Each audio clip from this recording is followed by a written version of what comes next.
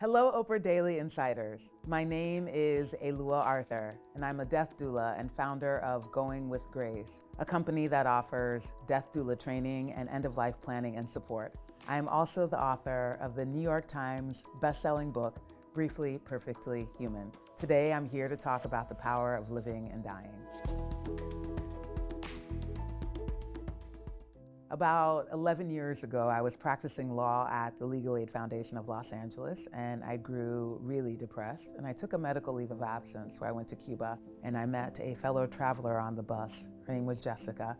She had uterine cancer, and we spent a lot of time talking about her life, and then we started talking about her death. I felt so sad that she hadn't had a lot of opportunities to talk about her death, because when she'd bring it up, people would ask her to focus on hope and healing instead. While talking to Jessica about her death, I also started to think about my own death and finally looked at my life from the perspective of my death, and I didn't really like what I saw. I realized then that using our mortality is a powerful tool to get us closer to the life that we ultimately want.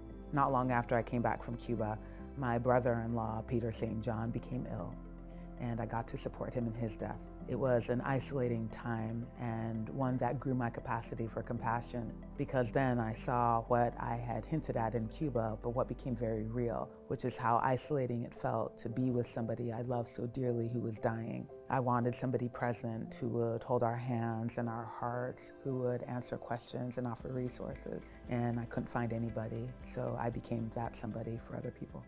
Helping people die has taught me that life is so precious. At every turn, when I get invited into a family or into a home where somebody's dying, I see that people become so much more of themselves as they get close to the end of their lives. That means that they are the best of themselves, but also the worst of themselves. Their full humanity is on display. And when being present, when life has left a body, it reminds me that I am still animated by that intangible spark that allows me to be present in my life, to be in love, to eat delicious food, to feel cold and grief and joy and sorrow, and just to be present in my life right now.